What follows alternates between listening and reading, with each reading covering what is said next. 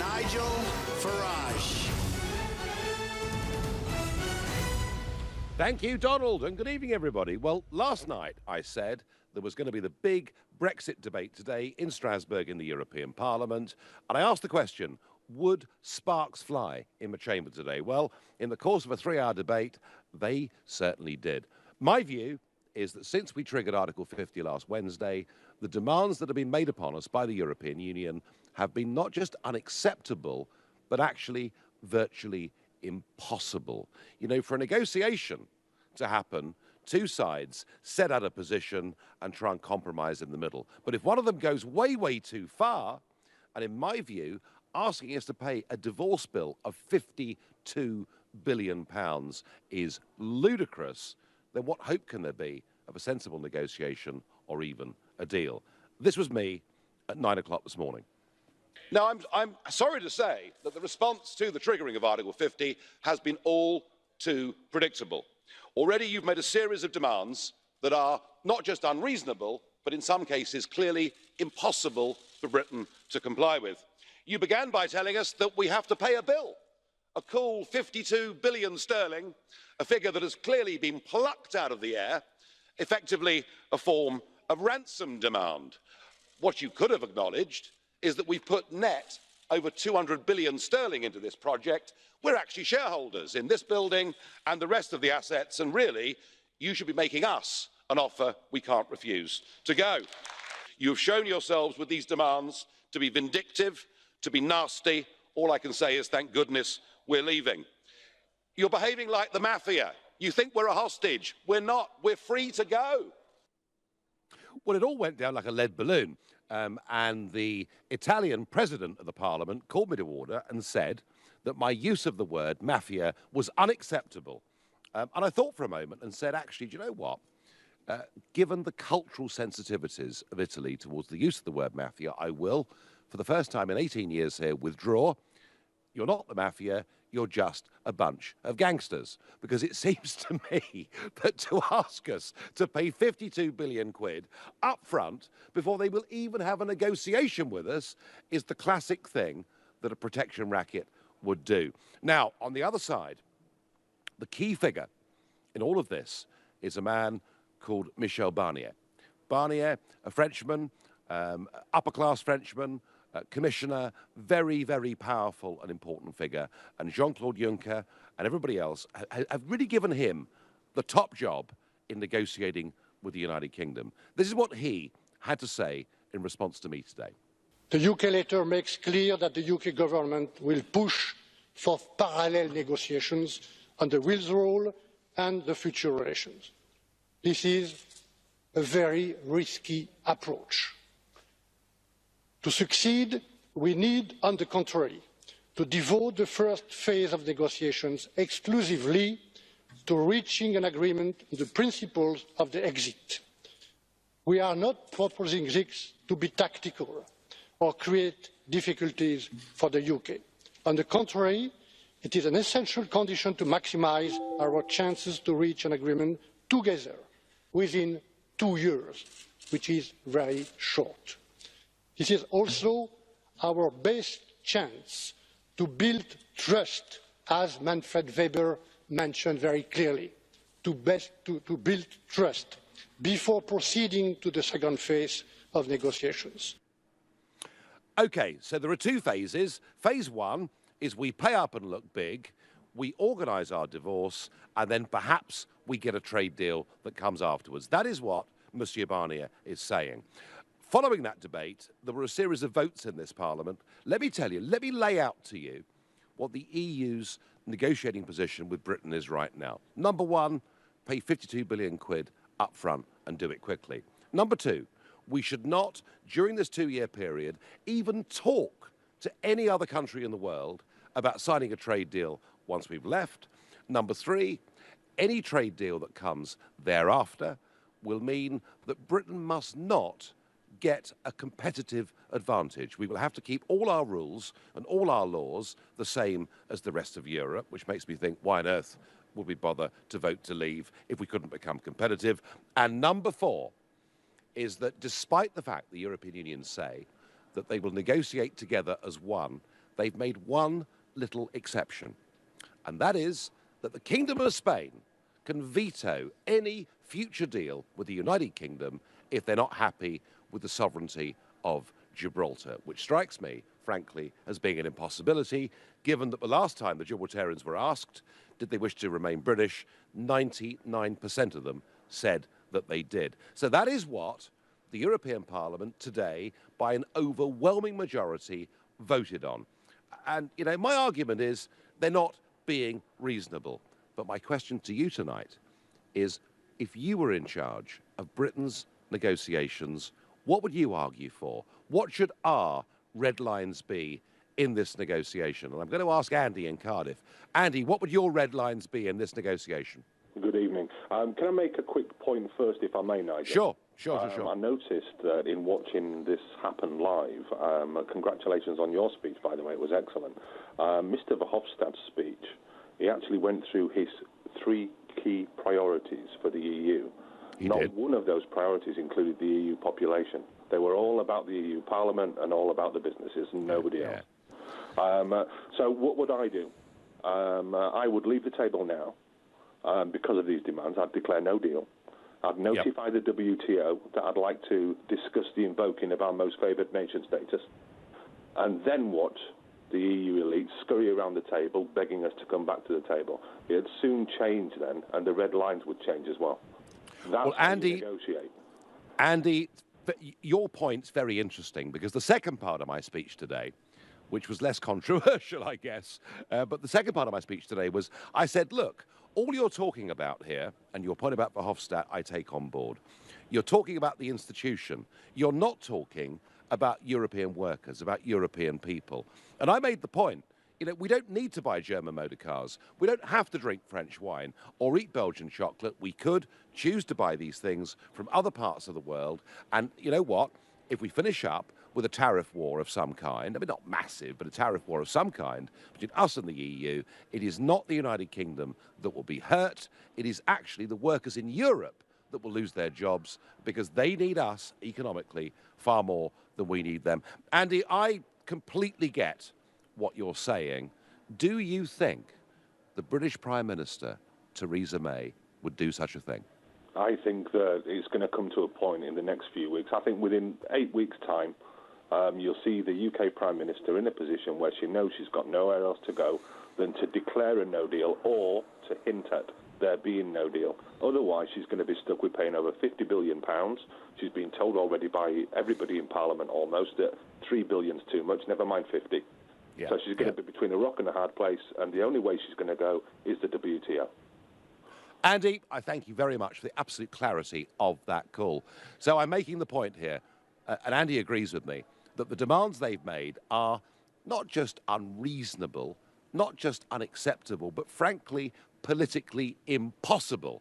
Andy argues we should simply walk away. Is Andy right? Or do you think there is something, you know, if you were in Mrs. May's boots, is there something that you would bring to the table as a red line? Please let me know what you think. Call me on 0345 60 60 973. Text me at 84850. Tweet at LBC using the hashtag Farage and LBC, or watch us live on Facebook and comment there. Norman in Dubai, good evening. As a proper international caller here. Norman, what did you make of today's proceedings, and what would you do if you were in charge of Britain's renegotiation? Well, I would ask you, what would you do? I mean, I think, first of all, congratulations on your speech. Your Churchillian tones that you exuded in the speech was absolutely compelling and very robust. What I would ask you, Nigel, is if you were in 10 Downing Street today, would you not have walked out of 10 Downing Street and absolutely said, these demands are impossible. We cannot accept that you will not allow us to exact trade deals, negotiate trade deals while we leave. You cannot impinge on our very sovereignty as a nation. It makes me feel that the Conservative government is just almost, there's an acceptance that the EU is allowing to set the framework and the agenda. Well, I'm Norman, I have to say, whenever Theresa May gives a big speech, it sounds fantastic. It sounds amazing. She uses words and phrases that I've used and been condemned for over 20 years. I think, wow, she's a genuine convert to the Brexit cause. That's when she gives the big set-piece speech. But when it comes to responding to these people, Norman, I think we're beginning to look rather weak already. You know, I've said this already, I'll say it again. A negotiation is about two sides sitting out their position. And in any negotiation, you always ask for a bit more than you think you can get. But what these guys have asked for today in the European Parliament and voted on by an overwhelming majority is simply impossible. And so, Norman, the biggest deal breaker to me on this is Gibraltar. You know, 35 years ago, General Galtieri invaded the Falklands. It was 8,000 miles away. But Mrs. Thatcher felt this country would never be the same again unless we defended the principle of national self-determination of those people living in the Falkland Islands. And we sent a task force, we won the war. Here we have Gibraltar. It's 30,000 people. As I say, the last referendum in 2003, 99% of them voted to stay with the EU. A referendum held today, the figure might be slightly higher than that, believe it or not. You know, so Gibraltar is a no-go. Exactly. So, Norman, my suggestion... And Spain have their own colonies as well off the north coast of Africa. And these are not mentioned. They have Melilla, they have Ceuta, and there are one or two others as well. So, no, you're absolutely right. There is massive hypocrisy from Spain. What I did this morning, I wrote in the Telegraph this morning that my suggestion was that what we do is we give the people of Gibraltar a referendum to ask them whether they want to become an integral part of the United Kingdom with their own MP in Westminster and with devolved powers, as we have for Northern Ireland, Wales and Scotland, but in this case to include taxation as well. And if the Gibraltarians accept that, which I now believe they would, we would then make Gibraltar no longer a pawn in these negotiations. So, Norman, the first thing I would do is remove Gibraltar as a pawn in these negotiations. The second thing I would do is, and I did it twice today, I asked the charming Monsieur Barnier, where did the figure of 52 billion come from? Or was it plucked out of the air? Answer, there came none. As far as being told, we can't negotiate with India or Trump or anybody else, I would simply ignore them. That's what I think. But look, if you disagree, folks, with what I've said, pick up the phone. Tell me where I'm going wrong. Call on 0345 60 60 973. You're listening to the Nigel Farage Show exclusively on LBC, live from Strasbourg, and it's 7:15. Nick Ferrari at breakfast on LBC. In the last hour, Nigel Farage has been giving the EU Parliament the benefit of his views. You're behaving like the mafia, and this... Barbara's in Bath. This man is a self-serving, pompous hypocrite. Got charisma, would you agree with that? Yeah, he probably has to those that like that sort of charisma. So is Donald Trump. And I hate him as well. Nick Ferrari at breakfast. Every weekday morning from 7, only on LBC. With Hampton by Hilton, now open in Aberdeen. It's how London buys its cars. Car Giant. Why wait for tomorrow when you can drive away in your next car today? At Car Giant, we make buying a car easy. With up to 10,000 cars in stock, all in one location, find the car that's right for you and drive it home the very same day. Giant choice, giant savings. Book your test drive now at cargiant.co.uk. It's how London buys its cars. Car Giant. I know what the plough looks like in the night sky. I know how Eskimos kiss. I know a time when a mullet wasn't a fish. And I definitely know this piece of music. But I don't know my state pension. There's a simple way to find out when you can get your state pension and how much it'll be. Search Your State Pension and get to know yours. Whether you're looking to get to Barnet with the wind in your hair or to hammer down to Hammersmith, if Piccadilly's like a circus or you need to trim your time to Shepherd's Bush, when you want to wing it to the Angel and beat the herd to the Elephant and Castle, Whether it's tapping into the knowledge or breezing down the bus lanes, no one knows London like black cab drivers. My Taxi, the black cab app.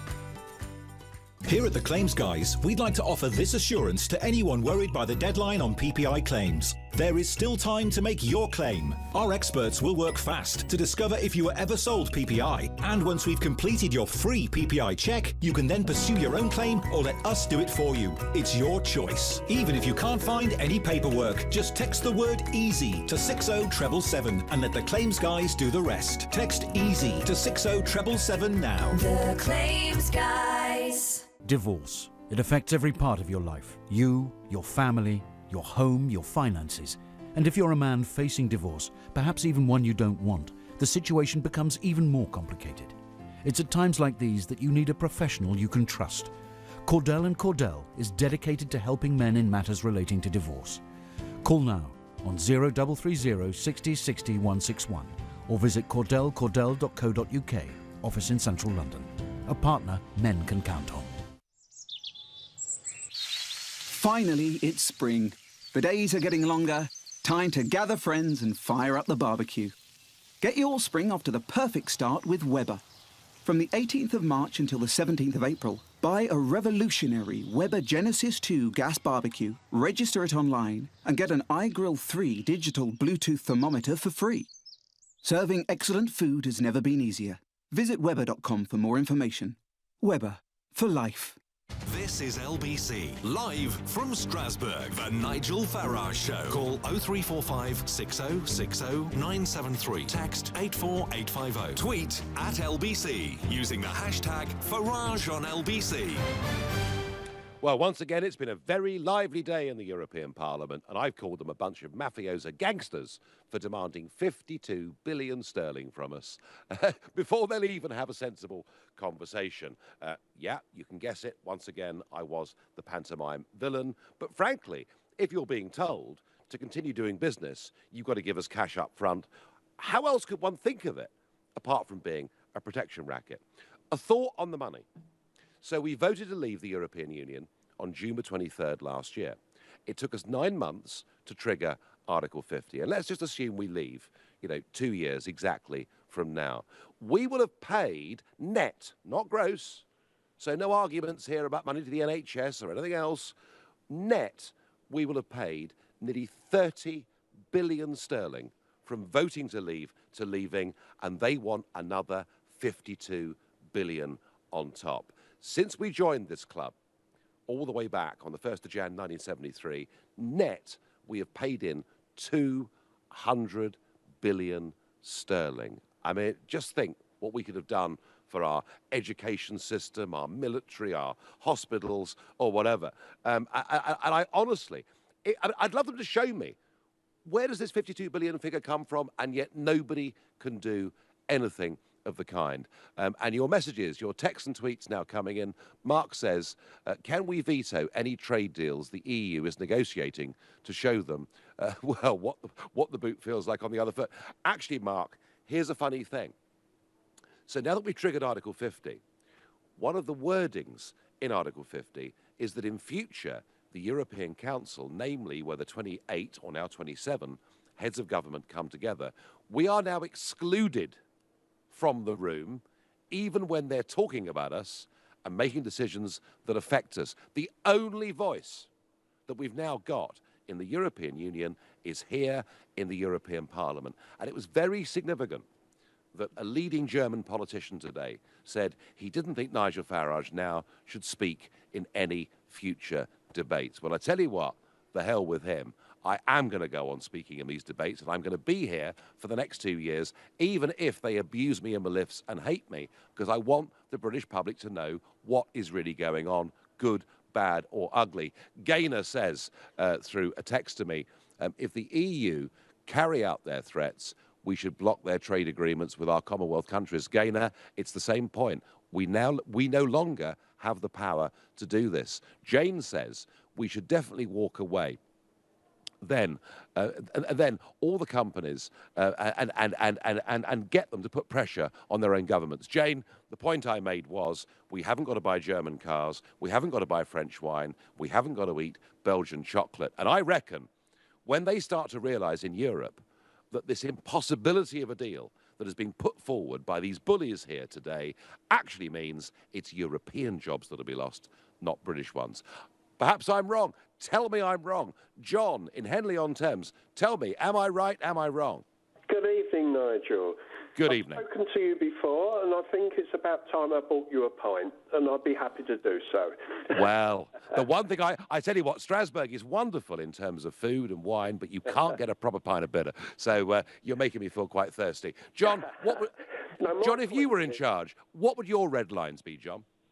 Well, first of all, I think it's absolutely ridiculous for them to ask us to pay an exit bill of $52 billion. I think they are just trying to frighten other countries from leaving the EU. The reality is they are self-destructing the EU by doing things like this, which in a way is a little sad. They're not John, I thought today, and one of our earlier callers made the point, that all Mr. Verhofstadt, who's the Parliament's negotiator, was talking about was the European Union, not actually European companies and European jobs and European people. And I thought today it actually felt a little bit like the last days of an empire, that they are so obsessed with these big glass and steel structures, with their jobs, their pensions, their chauffeur-driven cars, they've lost sight of what actually really matters. And my feeling is that if this finishes up as no deal, well, that's not perfect for us. But the point is, John, we're then free to negotiate whatever we like with the 85% of the global economy that is not part of the European Union. And if jobs are lost all over Europe because of the sheer stupidity of the Barniers, the Verhofstadts, the Junckers and whatever, then I would predict confidently we will not be the last country, John, to trigger Article 50. No, I believe you. I believe you. I mean, they've been compared to mafia, and I think probably the mafia boss is more democratic than what Juncker and his crew are. Well, I'm not sure about that. I mean, hang on. Even I now have to say, John, that's a very extreme view. But you know, the mafia are self-serving, unaccountable. So there are some similarities. John, I thank you for your call. And talking of Mr. Verhofstadt, well, we did this evening invite him onto this show. And if you're listening, Guy, you're very welcome. Just come on down. We'll put a stool up and we'll talk about this. And I'm going to go on inviting Mr. Verhofstadt onto this show. I wonder whether he will ever come. Jackie says, you keep saying they need us more than we need them. But you're wrong. We need each other. Get off your high horse. Jackie, economically, they sell us £80 billion worth of goods more every year than we sell them. But my desire, Jackie, is not for us to walk away from this without a deal. My desire is we have a sensible, common sense free trade deal. Some of the older listeners might remember a phrase called the common market. Had it been just a common market, we wouldn't have had a referendum. We wouldn't have had any problems at all. It's the fact they took it down the road of political union that led to all these problems. T texts me and says, your self-serving publicity stunt is a nuisance to Mrs. May's negotiations. Who made you a negotiator? Well, I'm not a negotiator, T, but I'll tell you what I am.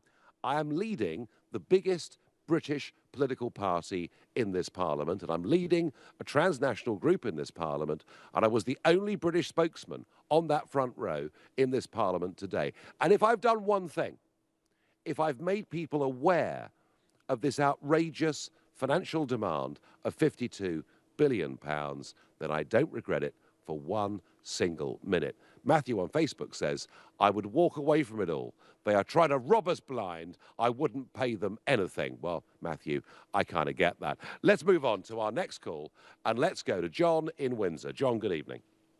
Good evening, Nigel. First time calling to your programme. You're welcome. and thanks for having me. The first thing I want to give a bit of context. So, actually, I'm one of those people you would call a Remainer. So I voted for Remain for two main reasons. One is because my view was that we could probably change the EU by being inside and negotiating internally, and also to avoid the risk of what we're now seeing is the lack of responsibility that the SNP is taking over Scotland. Yeah. However, putting that aside, I would like to say that the way that the European Union is reacting to the Brexit is like bullies. Yeah. So I think that the UK should actually call their bluff. And what a previous caller, Andy, mentioned, which says actually draw out early and call their bluff, is the right way to go. Because we've seen what happens with the EU when you show weakness. Look at Greece. And they've just mauled Greece to bits. Yeah. And have they shown any concern for the people of Greece? They're not going to show any concern for the people of the UK. And as another caller that you mentioned also, have they mentioned anything about the people of Europe? So they are sitting on an ivory tower, and that is the weakness of the European Union. Yeah, even though I'm a Remainer, I'm highlighting that point. And if they start bullying the UK, I think the UK should stand tall and draw a red line to Gibraltar, to the 52 billion, to everything that the UK believes is right. John, you sound like St. Paul on the road to Damascus. You've made those arguments beautifully. They are behaving irrationally. They are behaving badly. They are behaving against the interests, actually, of the people of Europe. And I take every point you've made absolutely on board. Claire in Chandler's Ford. Claire, you're in charge of Britain's renegotiation. What do you do? Hi, Nigel. Hi. Firstly, happy birthday for this week. Well, thank you. Happy birthday. I think your last caller is right in some ways. We need to stand a bit firmer on this as government. We're just sat there saying nothing about this 52 billion, really. Why don't we call the fund that? Why don't we say, OK, in principle, and they are the two big words, in principle, we will pay 52 billion at the end. If you, in exchange, agree that right now we pay nothing for the next 2 years. We're in negotiations now. We're not allowed at the table. Lots of meetings. So we suspend our payments now. Well, do you know what, Claire? It was the Americans, wasn't it? It was the Americans all those years ago who talked about no taxation without representation. We are chucking in £30 million a day net. We're not even allowed at the table. Yeah, we're not allowed at the table, so suspend the payments that we're putting in for the next 2 years. And whilst we're there, let's talk about what what the equity we have as stakeholders. And I reckon when push comes to shove at the end of it, it'll be all cancelled out. Claire, I thank you for your call, and you're right. We've put 200 billion into this project. We're shareholders. We own part of this building that I'm in now. They should be paying us to leave and making us an offer that we simply can't refuse. You're listening to the Nigel Farage Show, exclusively on LBC. It's 7:30 and time for the news with Rupert Bartier. US President Donald Trump says the Syrian government was responsible for yesterday's chemical weapons attack. At least 70 people died in Idlib province. An emergency meeting of the UN Security Council has been held. A man's been charged with planning to carry out a terror attack armed with a knife. 21-year-old Umarait Mirza of St Agatha's Road in Birmingham was detained last week. He's due in court tomorrow. And Ken Livingstone has told LBC he only mentions Adolf Hitler when he's asked about him. Labour's National Executive Committee is to investigate his behaviour in the aftermath of the decision to suspend him over comments about Hitler and Zionism yesterday. LBC weather. Cloudy into the evening, a low of 6 Celsius. Mostly dry tomorrow with a mix of sunny spells and cloud and a high of 18 degrees. LBC Travel. Good evening, I'm Andy Lake. Well, still delays of well over an hour on the M25 in Surrey, anti-clockwise approaching junction 9 for Leatherhead. It's stationary all the way back to 11 for Chertsey. 2 lanes there still blocked following a nasty collision. Elsewhere in London, queues on all approaches to the Hanger Lane Gyratory as 2 lanes are closed for repairs. Delays there back to Gunnersbury Park, the Greenford Flyover and the Iron Bridge respectively. Into Essex now, the A13 is closed westbound between the Pitsea Flyover and the Five Bells interchange after a car caught fire earlier. And in the West Midlands, the M6 is slow northbound between Spaghetti Junction and Junction 7 for Great Bar. That's not been helped by roadworks. Onto the tubes, no service on the Metropolitan line between Baker Street and Aldgate, leaving delays between Harrow on the Hill and Baker Street. Also severe delays on the Circle, Central and Hammersmith and City lines. For more real-time traffic updates, go to lbc.co.uk. This is LBC. Are you confused about PPI? At PPI Hotline, we want to give you the facts. There is absolutely every reason to check you had PPI. Even if you think you never have, we can help you find out, as you could be owed thousands. And now there's a deadline. We just need the name of the bank you've had loans or credit cards with, and we'll check for free. So find out now if you're owed by texting WIN to 83222. PPI Hotline. Text WIN to 83222. Hi, I'm Rebecca from Network Rail, with important news if you're travelling by rail this Easter bank holiday. To deliver our railway upgrade plan, we're doing essential improvement work between the 14th and 17th of April, and your journey may be affected. We don't want to inconvenience you, but we need to do this work when the railway is less busy. So please keep your plans on track and check before you travel at nationalrail.co.uk/Easter. Thanks for your patience. Network Rail, working for you. Match, Malcher, workplace chair, pension, pop. Sound a bit alien? Well, he's saying it's time for small businesses to set up a workplace pension. Still sound alien? Don't worry, the People's Pension can help. We're an award-winning scheme run by a provider with 30 years pensions experience. Our complete solution gives small businesses total support. Join the thousands of businesses already signed up at thepeoplespension.co.uk/alien. The People's Pension's a workplace pension scheme regulated by the Pensions Regulator. The People's Pension. Designed for people, not aliens. It's how London buys its cars. Car Giant. Why wait for tomorrow when you could drive away in your next car today? At Car Giant, we make buying a car easy. With up to 10,000 cars in stock, all in one location, find a car that's right for you and drive it home the very same day. Giant choice, giant savings. Book your test drive now at cargiant.co.uk. It's how London buys its cars. Car Giant. Here at the Claims Guys, we'd like to offer this assurance to anyone worried by the deadline on PPI claims. There is still time to make your claim. Our experts will work fast to discover if you were ever sold PPI. And once we've completed your free PPI check, you can then pursue your own claim or let us do it for you. It's your choice. Even if you can't find any paperwork, just text the word EASY to 60777 and let the Claims Guys do the rest. Text EASY to 60777 now. The Claims Guys. This is LBC, live from Strasbourg, the Nigel Farage Show. Call 0345 6060 973. Text 84850. Tweet at LBC using the hashtag Farage on LBC. It's been a day of quite high drama here in Strasbourg in the European Parliament, where for the first time, publicly, we've seen the Brexit negotiators from the European Union. Monsieur Barnier from the European Commission, Mr Verhofstadt from the European Parliament. They are being uncompromising, I would say impossible, certainly extremely tough. They want 52 billion quid up front. They want to ban us from talking to the rest of the world. They want to bind us forever to their rule book. And above all, they want Spain to have a say over the future of Gibraltar. It all looks impossible. So what has the response been? Because callers so far, and I've been asking you, what would you do if you were in charge? And we started off with Andy in Cardiff saying, just walk away and wait for them to come running after us because they need us more than we need them. Great call, Andy, and it kicked the programme off extremely well. But what has Mrs May said today? Well, as you probably know, she's in the Middle East. This is what Mrs May has said in response to a very, very hardline EU. She has said that the free movement of people from the European Union to the United Kingdom could be extended after Brexit. She said, quote, it will be necessary for there to be a period of time when businesses and governments are adjusting systems and so forth. Oh dear, oh dear, oh dear.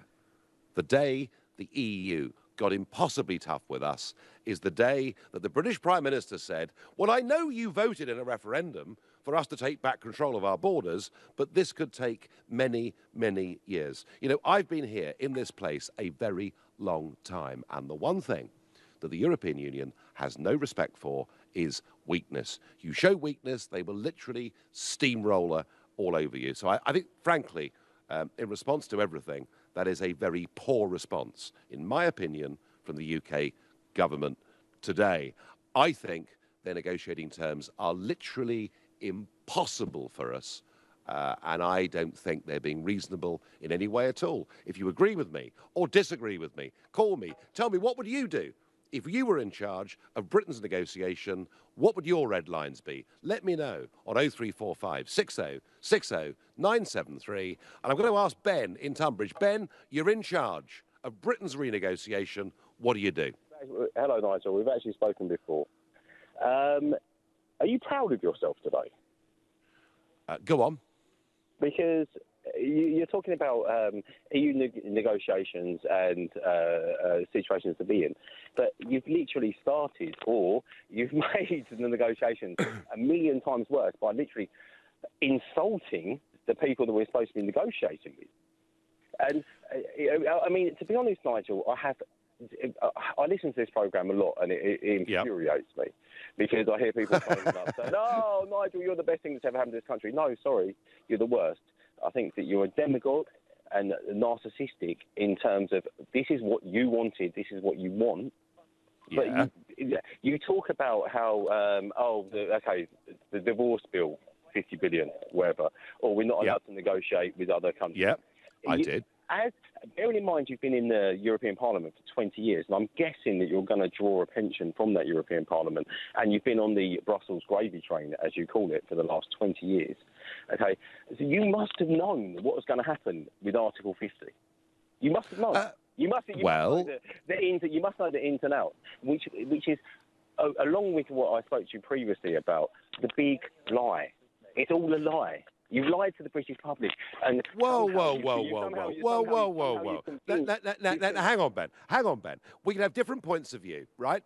But what I have put to the British public is what I sincerely and honestly believe. Could I have judged, post-Article 50, the sheer level of irrationality that I saw in this place today? No. And I think the reason is, Ben, that it isn't just about Britain leaving the European Union. They now realise, with major elections coming up across the whole of Europe, this year, and with big ones in Italy and other countries next year, that actually it isn't just us. The whole of Europe is falling out of love with the European project because it is not based fundamentally on democracy. Or do you think it is?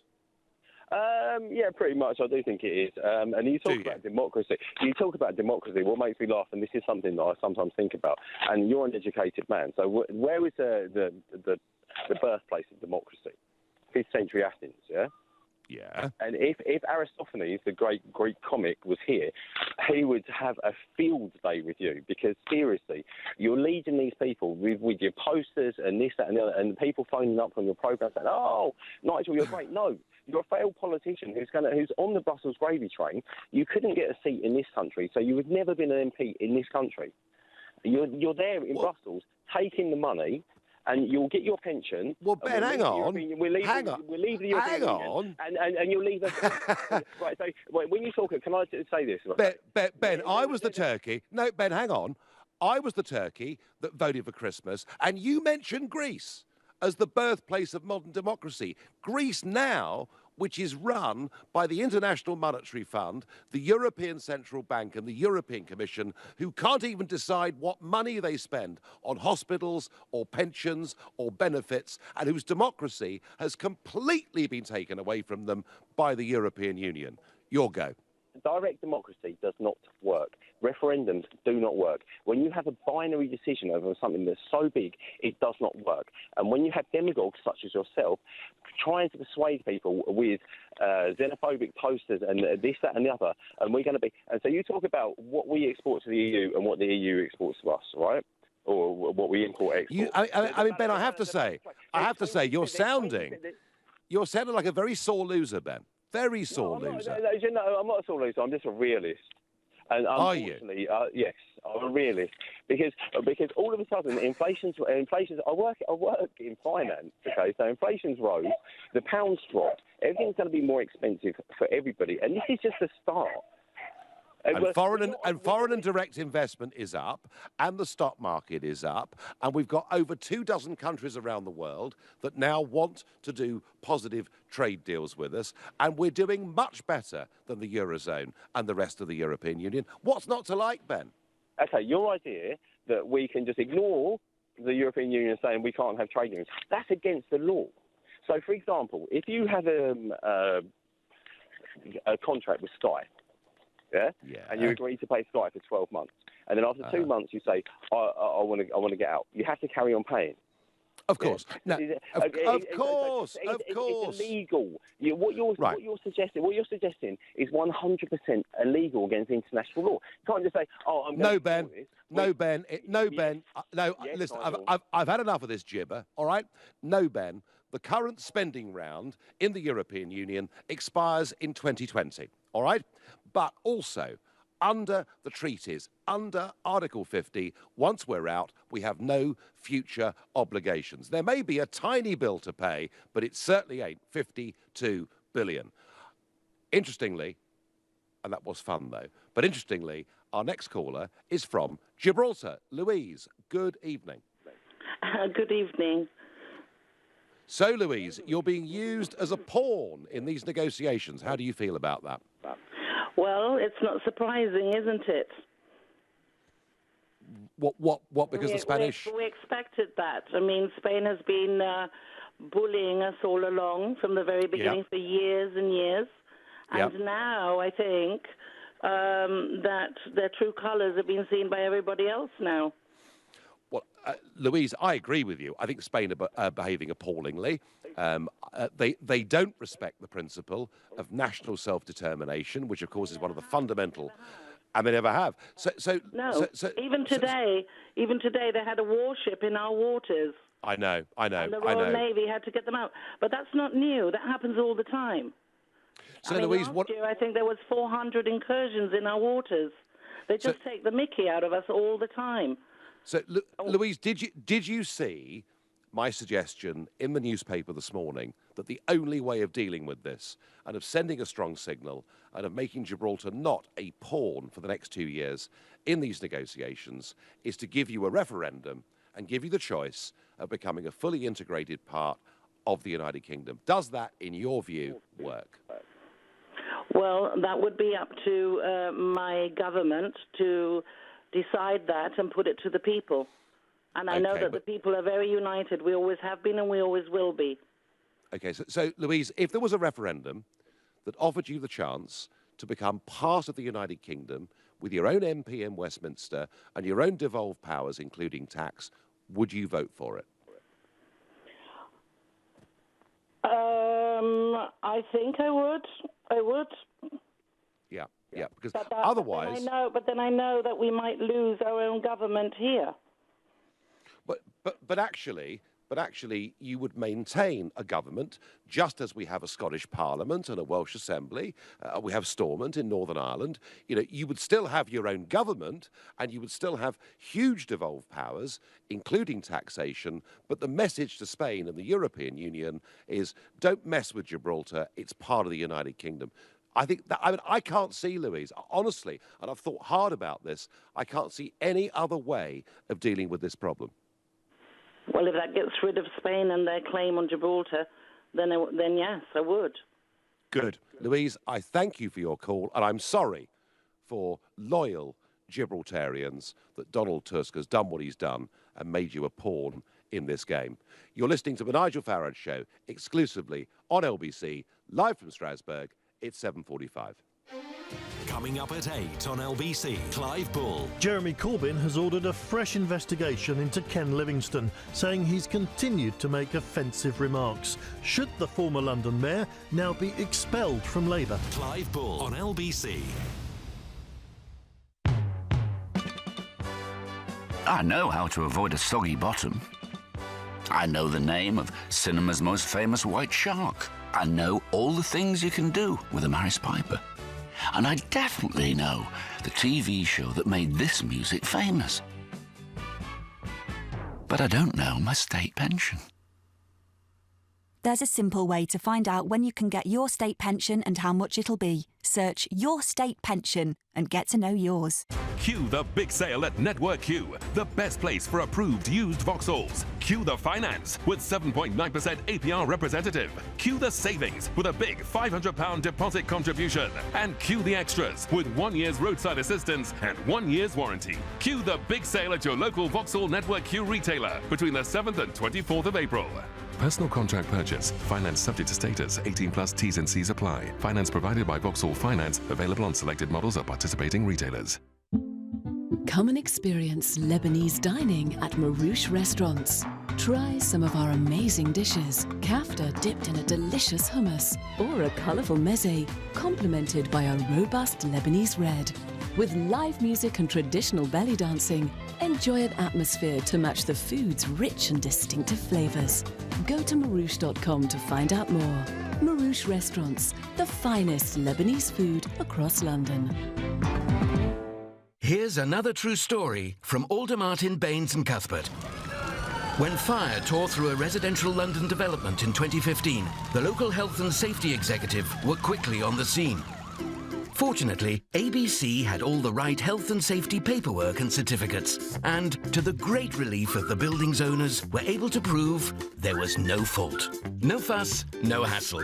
For block management, ABC Estates will give your story an ending that'll make you as happy as Larry. Find out more at abcestates.co.uk or call 0800 888 6688. The Global Academy in Hayes is a state school for 14 to 19-year-olds interested in a media career. Our next open day is on the 26th of April. Register now at globalacademy.com. Interest. If you're not getting much of a return on your savings, speak to Cufflink. Cufflink is not a bank, but are regulated by the Financial Conduct Authority. You can lend your money with theirs into bricks and mortar. With Cufflink, you can get between 5 and 7.2% gross interest per annum. Talk to Cufflink at lendingtogether.co.uk and do something with your money. Past returns are not necessarily a guide to future returns. Your capital may be at risk. The Nigel Farage Show, live from Strasbourg, only on LBC. Well, passions were very strong in the European Parliament today, and when I called them a bunch of gangsters with mafioso tendencies, my goodness me, they didn't like it. But then again, we've been given this bill of 52 billion quid without any justification whatsoever and told pay or you're not going to have a proper negotiation. Well, there are plenty of passions on this show tonight as well, and on texts and tweets, Richard says the EU is choosing principle and punishment over common sense, and really, its gamesmanship will not last. Philip says we should start to boycott French and German, French wine and German cars. Miguel on Facebook, I don't know whether you're Spaniard, Miguel, says you should resign. You got Brexit based on lies, and there's nothing else for you to do. You're not the government. Nobody is going to negotiate with you, and you should leave. Miguel, let me tell you something, old son. There's about 500 MEPs today. Think exactly the same thing. Alicia is even more charming. She says, you're a charlatan. You're abusing the poor people who only understand the simple and stupid words that come out of your mouth. You should not be allowed anywhere near the European Parliament. But Alicia, I was elected to it. I lead UKIP. We won the European elections. I'm sorry, you may not like it, but that's the way it is. And I'll tell you something. If my simple and stupid words have made people in Britain today understand this extraordinary extortion racket of being asked to produce 52 billion quid before beginning a serious negotiation. Do you know what? In the light of that, I couldn't give a damn who I upset. I'm pleased we're leaving the European Union because I think Britain's future is global. Maybe our next caller proves that, because our next caller is Nick, who is calling from Vancouver. Good evening, Nick. Mr. Farage, good to speak to you. I've lived in Canada now for 35 years. I got out in the late 70s because Britain was basically bankrupt and falling apart. Yep. I was always amazed that Britain was able to take advantage of the EU as much as it was, because I've never seen our country as being particularly competent outside of the empire. I can't speak to the jackboot of European regulations laying its whip across the country because I haven't lived there. Britain pretty much looked the same throughout the 2 or 3 times a year that I come back and visit. I never really saw anything different about it. I can say one thing for absolute certainty. Whatever Britain loses from EU trade, it will not make up with the rest of the world. So the $50 billion bill that you're being presented, it's a straight cost-benefit analysis. Does Britain do more than 50 billion quid's worth of trade with Europe? If you do, you pay the bill and you get on with it because you need that trade. You're not going to make up trade in Canada. I've lived here for 35 years. There's never been anything stopping British companies from doing business here. Britain doesn't make things that Canadians want.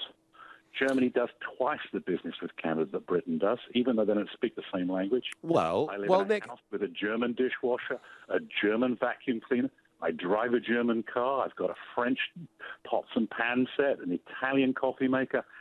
The only thing I have in my house that's British is a pair of loudspeakers, because we do make good loudspeakers in Britain still, but we don't make much of anything the rest of the world wants, and Brexit isn't going to change that. Nick, the point is this, surely, that as far as the EU's concerned, we trade with them at an annual deficit of an eye-watering £80 billion a year.